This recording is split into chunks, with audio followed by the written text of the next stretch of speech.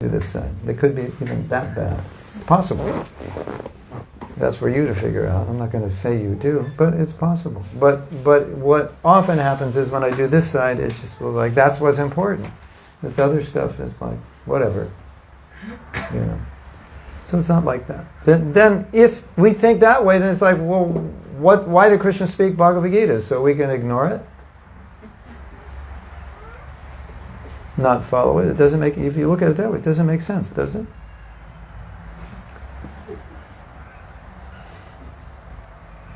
So, the purpose of life is to get a rubber band. And every time you mess up, just go zap. And that I've actually done that before. It's amazing. How many times you'll zap yourself in a day. Every time you do something that a devotee shouldn't do, just zap yourself. It's very interesting. So, the meaning of life is to get a rubber band and zap yourself when you don't follow Krishna's instructions. Zap yourself into following them. You know, I often think of this. It's a very interesting thought. You know how difficult life gets, and you know, it's like the weather's too hot, it's too cold, people are too hot, too cold. You know, it's just like everywhere. It's like everywhere you look, there's some problem, right? You notice that? Except in Hawaii. But outside of Hawaii, Prabhupada said Hawaii is the only place where there's happiness. Outside of Hawaii, there's lots of problems, right? But look at it this way. Krishna is giving us instructions how to deal with every single problem we could ever face. So every time there's a problem, it's like, yes, another fight. Roll up your sleeves, take out your shlokas, and go for it. And then you get to practice. Now I get to practice. You know, how do you practice tolerance if there are no mosquitoes? How do you practice tolerance if there's no people biting you? You don't need to. So, we don't like to be bitten. We don't like difficulty, but we actually need it. And so the material world is such a great place because it provides so many difficulties, which gives you the chance to become equipoised. Because Krishna, chapter 2, it's all about don't go up, don't go down, just stay in the middle. No matter what happens, just stay in the center. And so life gives you so many chances, doesn't it? To pull you up, pull you down. Pull you up all the time. Pull up, pull down, pull up, pull down. Friday night up, Sunday night down, or Monday morning down. Right? So, they're all opportunities. Aren't they? Like there's so many opportunities. And so we should see it that way. And now I have opportunities to you know, instead of like complaining about it, why are you like this? Why do they have to be like this? I just think, wow, there's another chance to practice something Krishna says. And Krishna arranges the world in a way you get to practice all the time.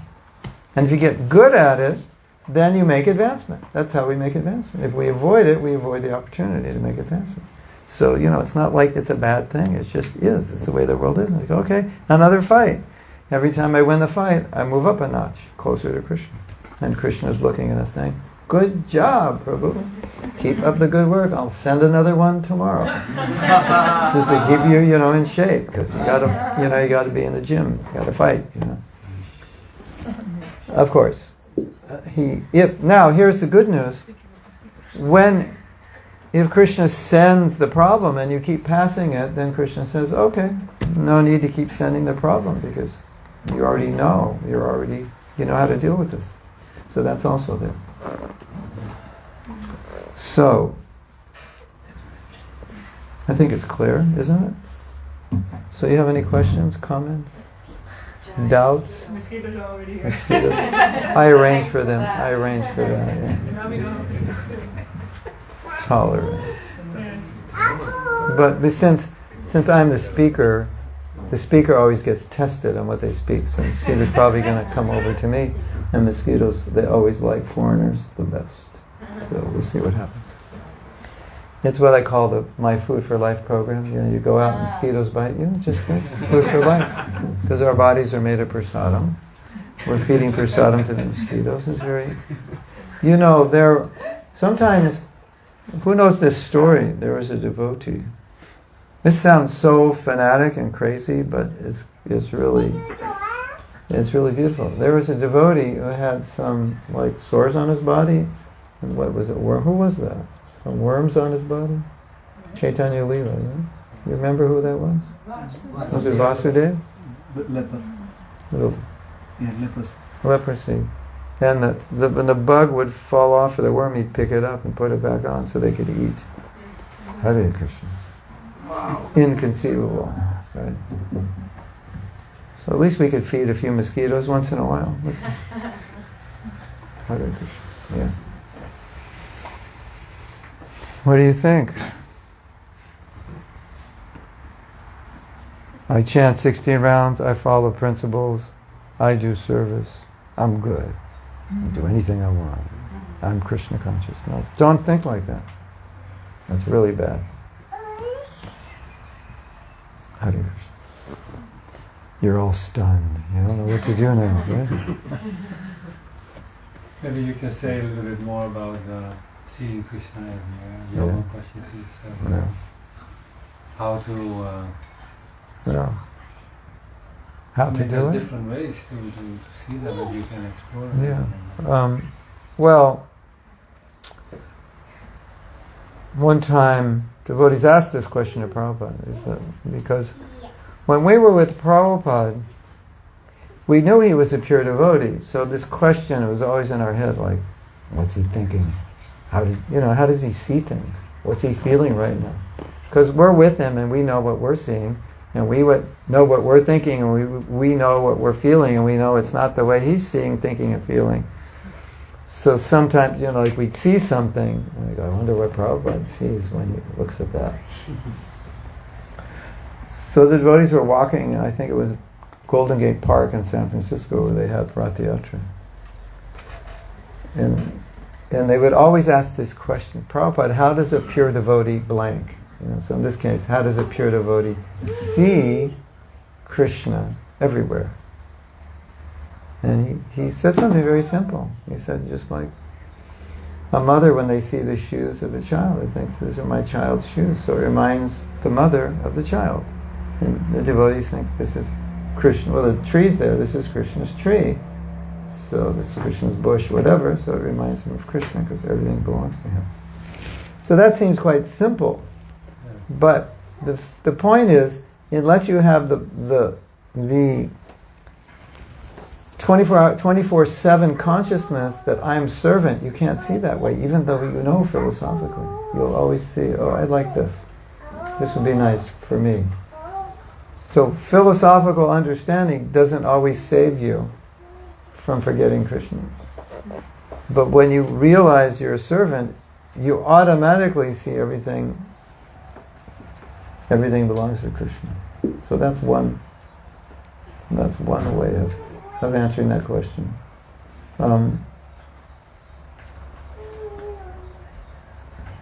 There's another interesting conversation Prabhupada had.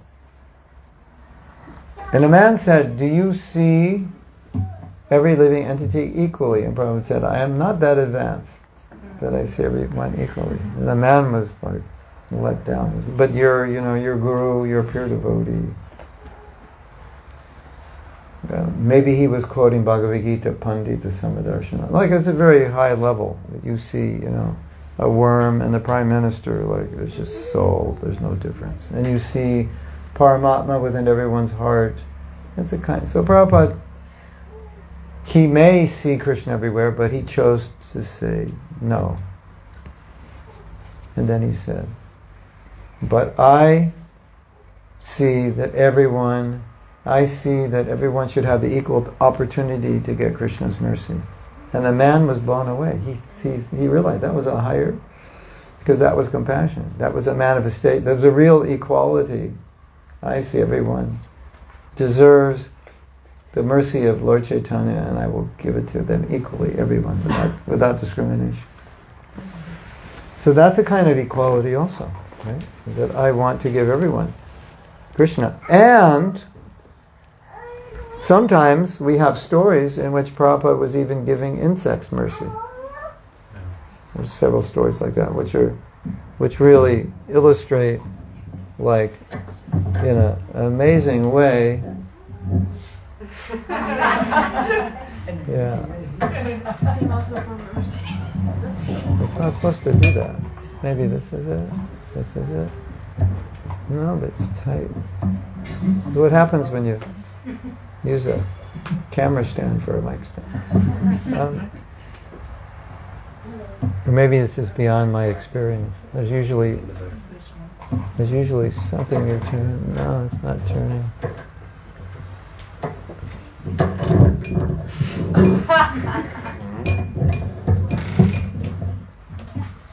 Wow! Did you see that? That was mystical.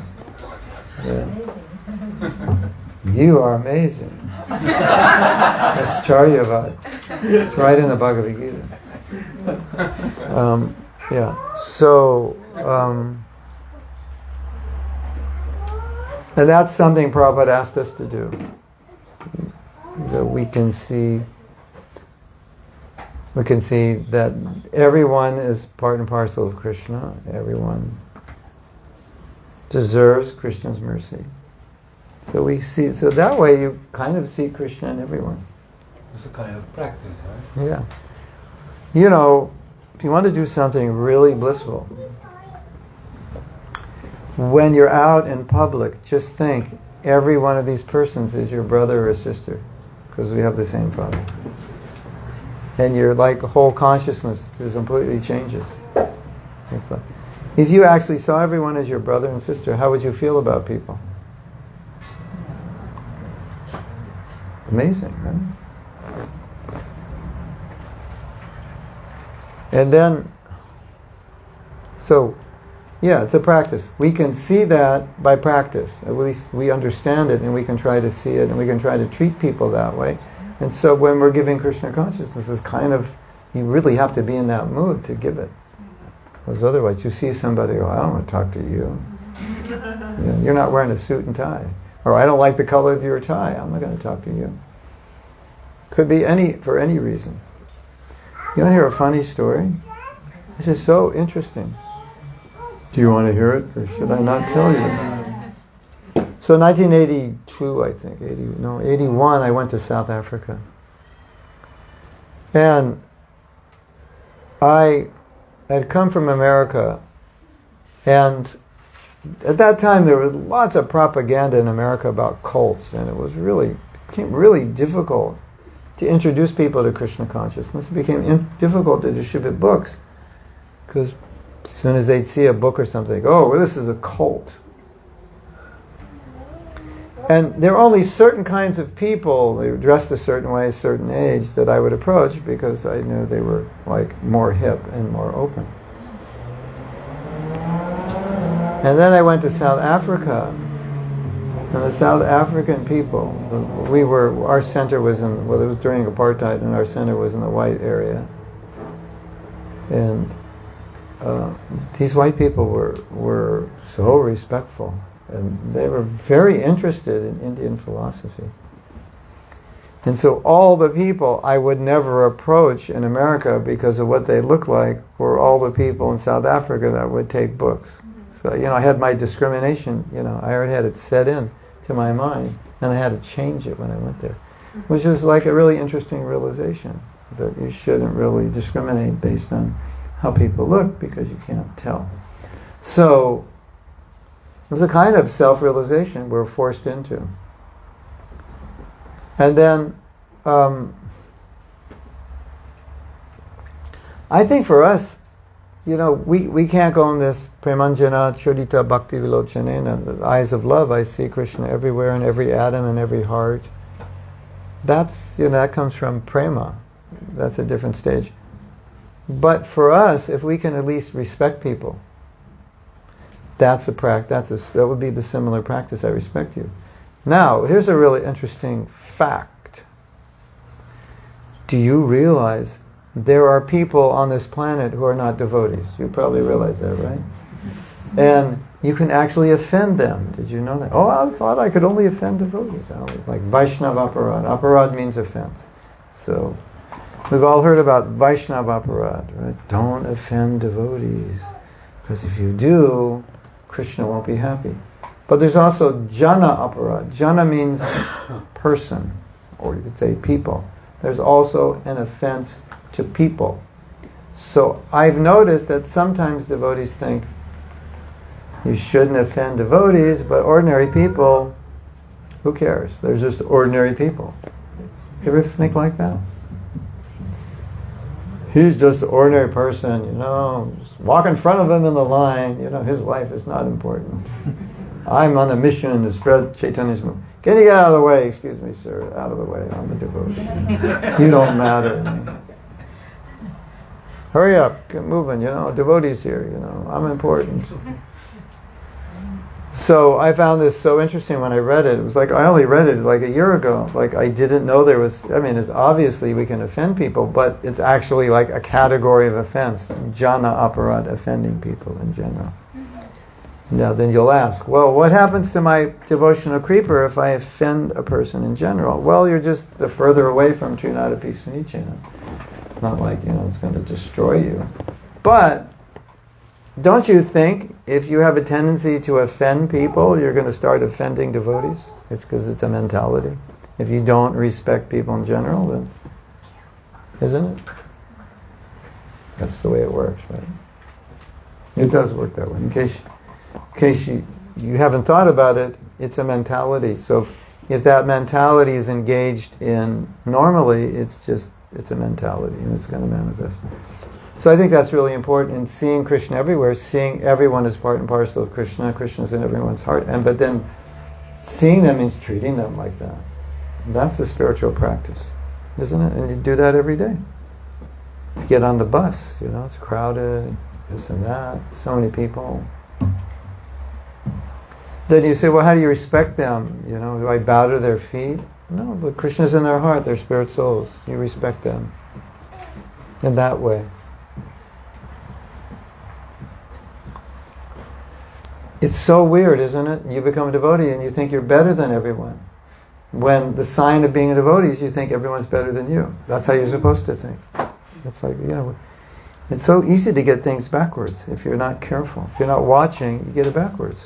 So it's just good, I find it's kind of strange, that sometimes we don't really introspect. We just say, I'm a devotee, so everything's good. I'm a devotee. Everything I do, everything I say, every move I make is perfect. We could write a song.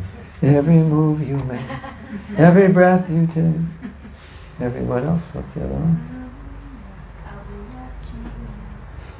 No, that's not the line. We have to change the song. Every move you make. I'll be watching you. No, I'm changing that. Every rule you break. Oh, that's perfect. Every move you make, every rule you break, every step you take. I'm perfect, I'm a devotee. That's the song. Right? So it doesn't matter which step I take, which rule I break.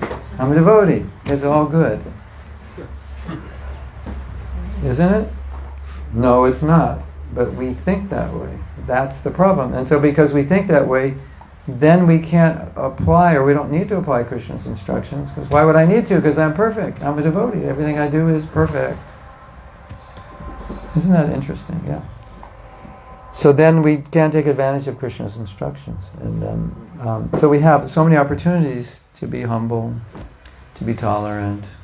So Krishna created this world. It's a great place. I always say, this is such a good place to practice Krishna consciousness because there's miseries everywhere. There's challenges everywhere.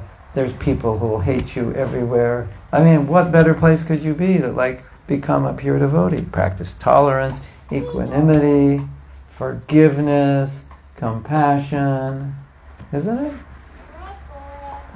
It's easy to be compassionate to people who love you, right? I love my mother, I'll do anything for her. What about the people who don't love you? That's not easy, right? And we're supposed to be compassionate to them. You know that t-shirt I have? Love the people you hate, even if you hate to love them. That was Srila Bhaktisiddhanta. Only desire the greatest good for your worst enemy. Wow. Try that tomorrow. But that's what Krishna wants us to do, and there'll always be an enemy. There'll always be someone who'll make up a story about you that's not true. There'll be someone who's trying to push you out of your position at work, right? There'll always be a day someone who loves you is in a bad mood, and they're going to shoot arrows at you. There's just such a great place to practice Krishna consciousness. And the problem is we keep failing. All that Krishna say, here's another opportunity. You, Venarati, you're this and that and that. And it's like, wow, Krishna, you give me another opportunity. But sometimes we don't see it as an opportunity. Krishna, how could you do that to me? I don't deserve it. No, Krishna said, I'm giving you an opportunity to go up. Instead of going up, we go down, because we don't see it as an opportunity. Isn't it? So, it's such a good place to practice Krishna consciousness, because wherever you go, you need to follow Bhagavad Gita, because there's trouble at every street corner. There's some challenge, isn't it? Hare Krishna. Now you know the meaning of life. It's not to know, but to live. Don't know it till you live it. Okay, that was my sequel to my lecture, or the icing on the cake, or the whipped cream and chocolate syrup and cherry on top of the ice cream. Now, do you have any questions or comments? Here it comes. Just in time. Yeah. Thank you very much for a wonderful seminar. Many times I see that people who come to Krishna consciousness, they become just too comfortable to do anything for Krishna. They were suffering before and they find some comfort. But then just complacent and comfortable is too much, and then the dynamic nature of Krishna consciousness sort of puts them off afterward eventually, and then they start going down. They hit a plateau and then start hitting down afterwards. So how do we... Prabhupada describes that in Bhagavad Gita in a purport. Yeah, that's a problem. But Nilambar is saying sometimes a person becomes a devotee because they understand, they have experience of problems in their life, and they look to relieve their problems in Krishna consciousness, and then their problems are relieved, and then they forget that they had problems. And kind of goes down from there. Right? That's what you're saying? Yeah. What to do about it?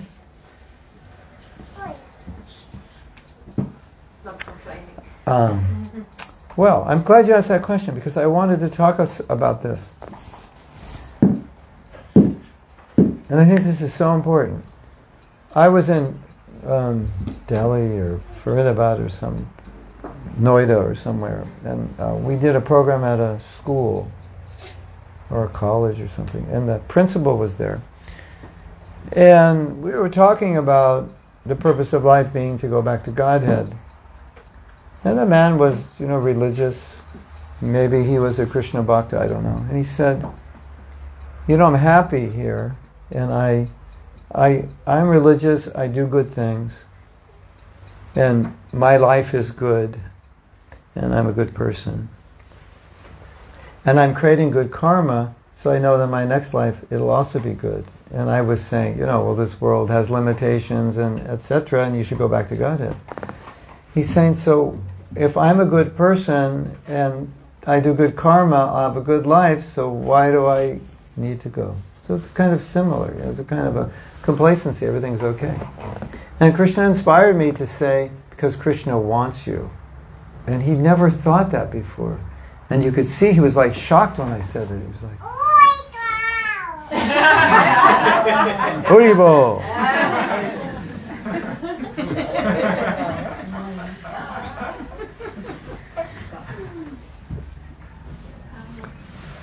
And he was almost as shocked as you were.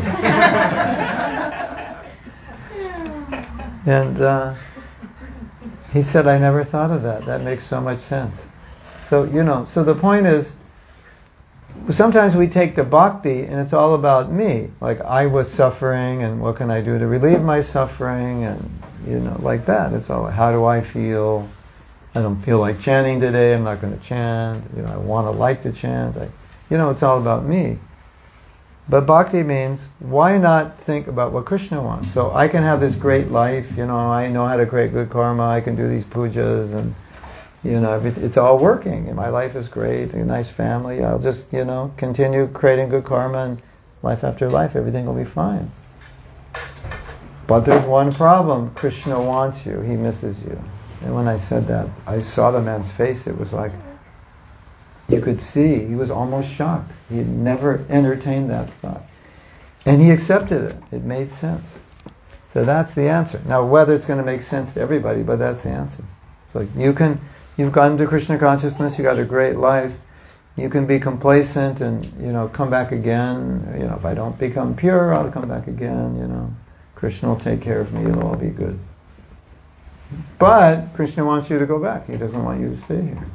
And as devotees, we're supposed to do what Krishna wants. Not like, well, he may want it, but I have another plan. That's not bhakti. So that's how we have to help them understand. Yeah, so this is...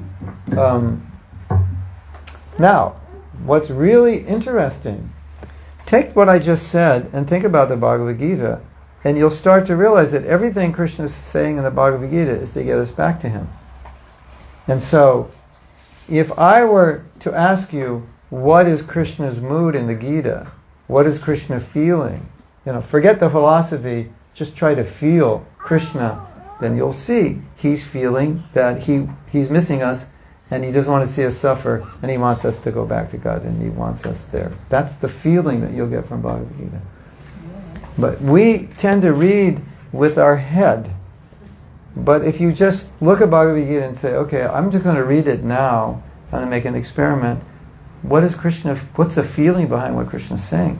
It'll just pop out in your face. You go, oh my God, I could feel Krishna's compassion. I could feel his sorrow that we're here in this world. And if you feel that, it's so powerful. Krishna says, Priyosime, because you're dear to me. But Prabhupada translated that, because I love you.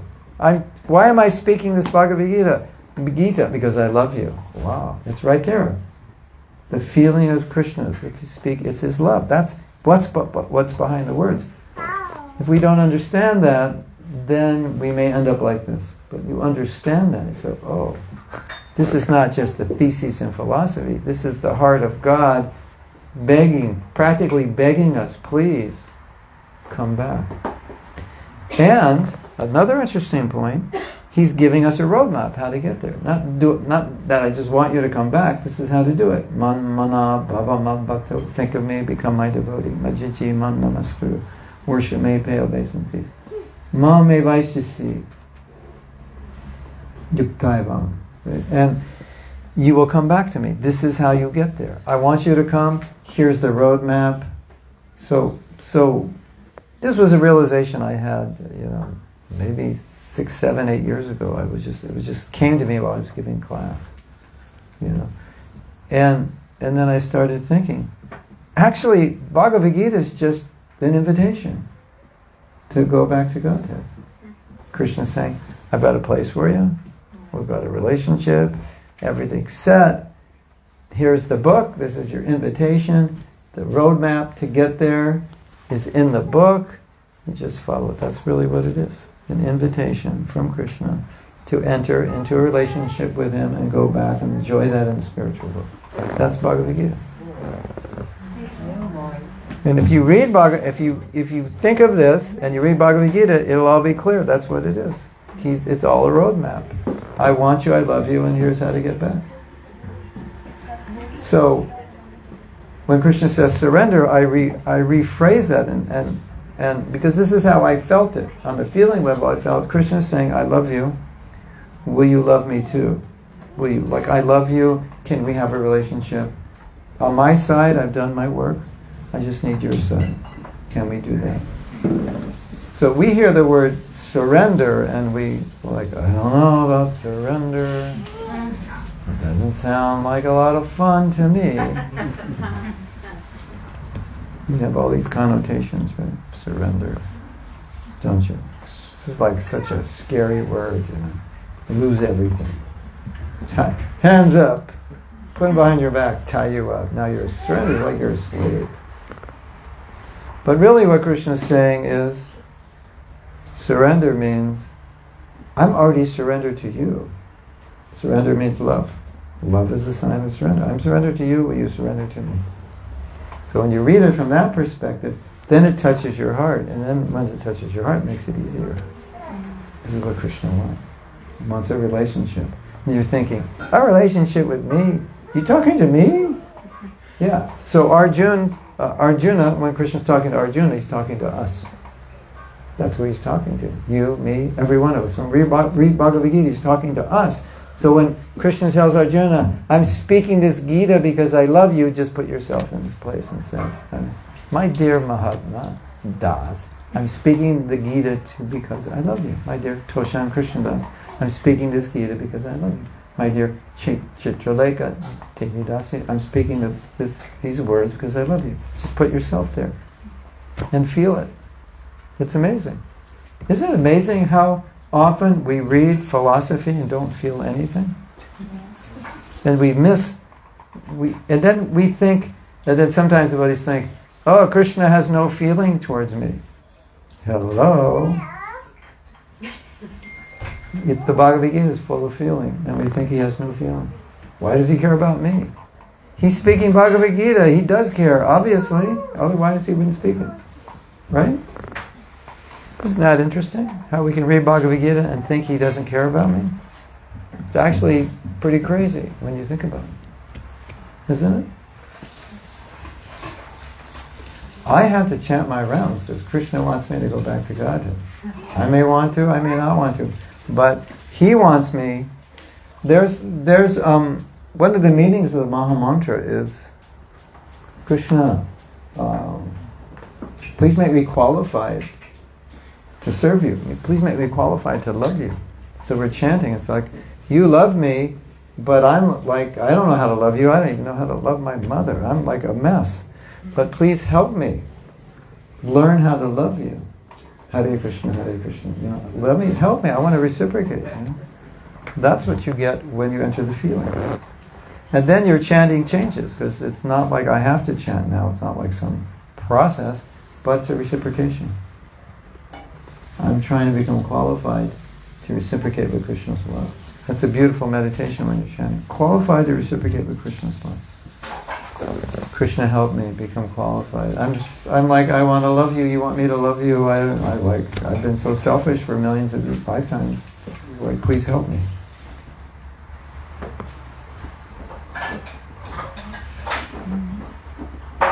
Prabhupada said, what did he say? You love Krishna. Krishna loves you.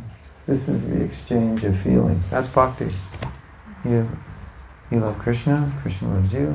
This is your feeling. That's it. You know, if someone asks you what bhakti is, what's your religion about? God loves you. You love him back. That's it. It's what it's all about. Right? So, of course, people come to bhakti to, take advantage of it. But it's always good to remind ourselves, remind everyone that bhakti is about how Krishna feels, not just about how I feel. Now, ladies and gentlemen, girls and boys, and babies.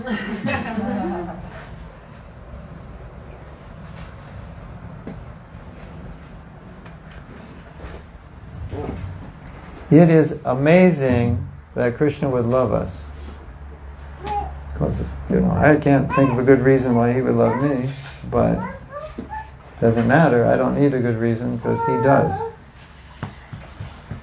Now, for a moment, let's just meditate. Just clear your mind of any doubt and just allow yourself to digest this thought and try to feel this in your heart. Krishna loves me unconditionally. Just go with it. Krishna loves me unconditionally.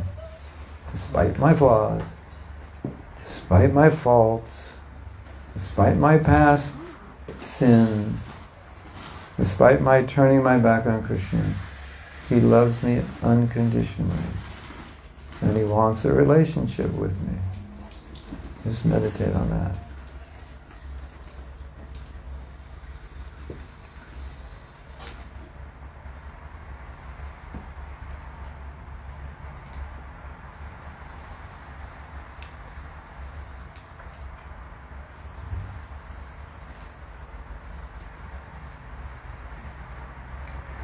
So now you know when Krishna says, just surrender, what he's saying is, I love you, just feel it. And what do you want to do when you feel it? You want to give back. Yes? Hare Krishna. What could be better than that? Think of this. This is completely crazy. I'm taking this like to the next level. God, you know God, like the Supreme Person, like the one who's more beautiful than anyone and has everything, and like it's way more better than meeting like a Hollywood movie star. This is like God. I mean, do you imagine, some beautiful Hollywood movie star wanted to marry you, give you all their money? It's like, whoa. This is God, right? So, he is the supreme of supreme persons, the most beautiful, wealthy, knowledgeable, etc., etc. Like, it doesn't get any better than God, right? We should be asking for a relationship, and we're not, and he's asking us for a relationship. Just meditate on that. That is insane, isn't it? And then we're reading Bhagavad Gita, he's asking for a relationship, and we're like, I don't know, you're scary. If I have a relationship with you, then it's like, what about my golf date next week? I can't play golf. It's like, we're insane. God is asking us to have a relationship, and we're like, I don't know if I can surrender you. Isn't that insane? It should be the other way around. We should be begging, can I enter a relationship? That's the proper mood. And he's begging us. He comes down to beg us for a relationship. And we're like, I don't know, give me time to think about it. This is crazy. And so, if we think this way, it can help us tremendously. Right? And we can celebrate, oh my Govinda, you've come down and asked me for a relationship. It doesn't get any better than that. Like, what more could you desire than just reciprocate? And so now you just reciprocate with it. That's all bhakti is, just reciprocation. A little reciprocate. Chant a little bit, Hare Krishna. Follow some principles. Have some devotion in your service. That's it. Simple. Hare Krishna. It's almost 9 o'clock. Almost 9 o'clock. It's still light out though. So what are we going to do now? It's almost 9. I thought we're staying up all night tonight because we've fallen in love with Krishna. We can't sleep, right? Is that how it works? One more kirtan and then prasada? Yes, short kirtan. Yes. Is it okay if I announce it? Yeah. Sure, yes. Dear devotees, Hare Krishna. Hare. I don't hear anything back. There are stunned Everybody's meditating on static symptoms.